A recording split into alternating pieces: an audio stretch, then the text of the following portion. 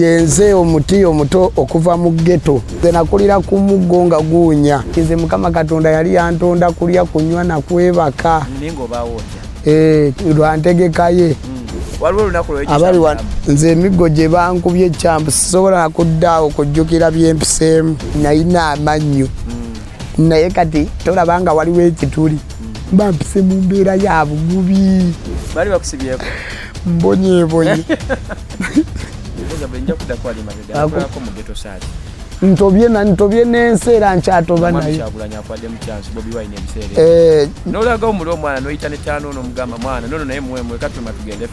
singa ogwo omutima gwe tuyina aga Katonda mu ggulu ffenna twali badde b'amaanyi ku nsi kuno kale gwe gamba Mukama Katonda nnyambe oba mpa obulamu eyo mu maaso mbeeko ebintu byembalaga bye nayogerako olwaleero baŋŋamba Kirevaje muganda w'abaani ku muziki Kirevaje gwakuba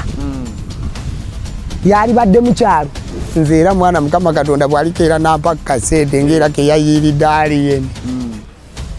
saagala muntu annoomere nga ndi mu kulya bifi wano ku papaazi omanyi waliwo olunaku nze olwatuuka ne ŋŋamba nti leero ŋŋenda kufa ate ze ekirungi nagamba abantu nze saagala fuga yadde mulema yadde okubeera ne ka ofiisi akatonotono woyo oyo mulenzi asanyusa guno mu ghetto waliyo Katonda tewaliyo ddiini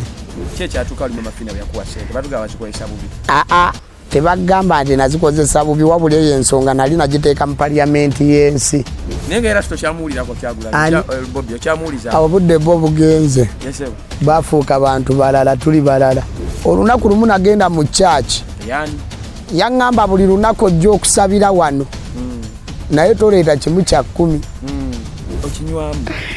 nywera ddala enjayinze gavumenti yanzikiriza bannange paliyamenti mwebale nnyo bamemba ba paliyamenti mwebale nnyo mwebalire ddala